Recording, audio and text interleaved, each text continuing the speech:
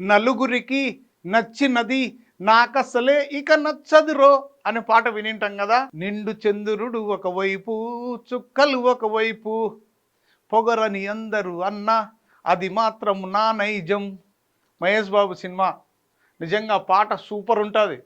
Same మన సారుకు అదే పాట సరిపోతుంది అచ్చొచ్చినట్టుగా. ఈరోజు అనంతపురం నడిబొడ్డున ఇది ఎందుకు చెప్పాల్సి వచ్చిందంటే ఇక్కడ ఒక సీన్ చూపిస్తాను మీకు. చూసిన తర్వాత మళ్ళీ వివరాలు వస్తా.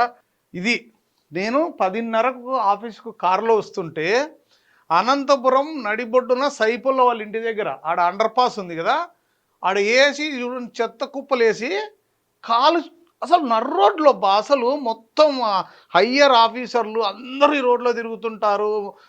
మెయిన్ రోడ్లో చెత్తేసి పగులు 10:30కు పోయి రాత్రిపూట కాల్చినారంటే ఎవరు లేరులే అనుకోవచ్చు. చూడండి, ప్లాస్టికు, చెత్త, చెదారము, ఇంకో ఒకటి కాదు, దాంట్లో మూటలు మూటలు ఇంకా ఏమున్నాయో తెలియదు. నేను అట్లే కారులో నుంచి అట్లే తీశాను. మెయిన్ రోడ్లో ఇంత దరిద్రమైన అనంతపురంలో మనం బతుకుతున్నామా చూడండి. మరి ఇప్పుడు పెద్ద ఆయన దగ్గరికి వద్దాం.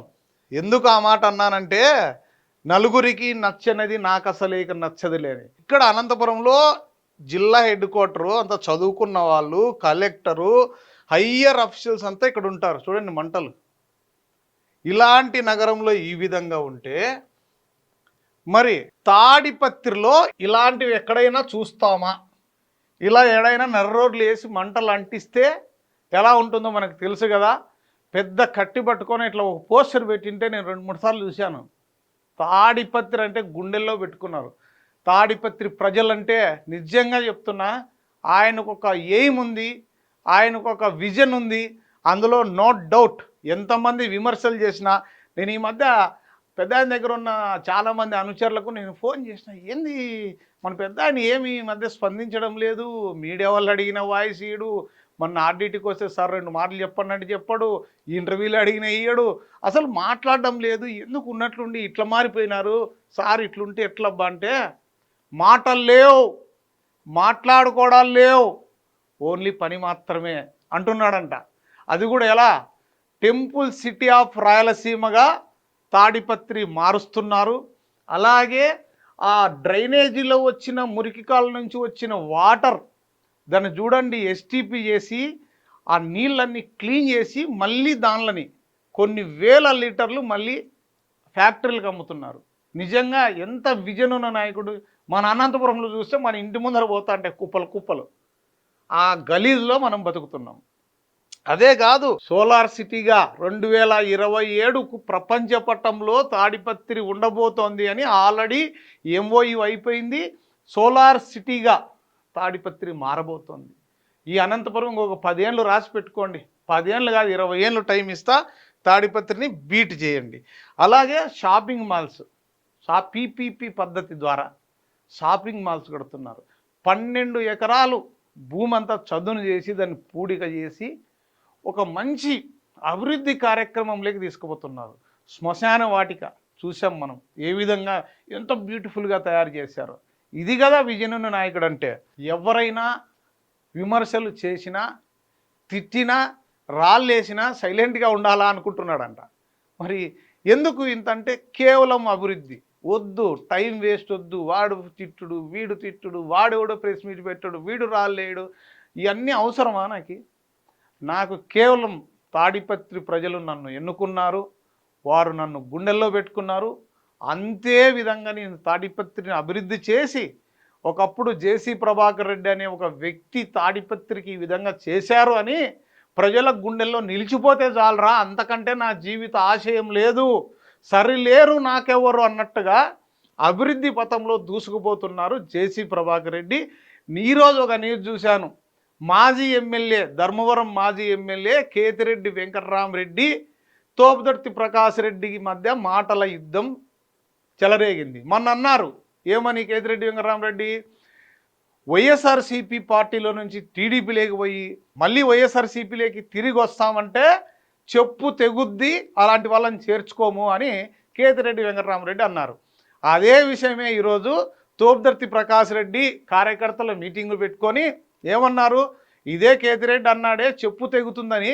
మరి వైఎస్ఆర్సీపీ పార్టీ సస్పెండ్ చేసిన వ్యక్తులను వెంటేసుకొని తిరుగుతున్నావే, నిన్ను దేంతో కొట్టాలి, చెప్పు తిరిగేసి కొట్టాలనా అని తోపుదర్తి ప్రకాష్ రెడ్డి అంటున్నారు.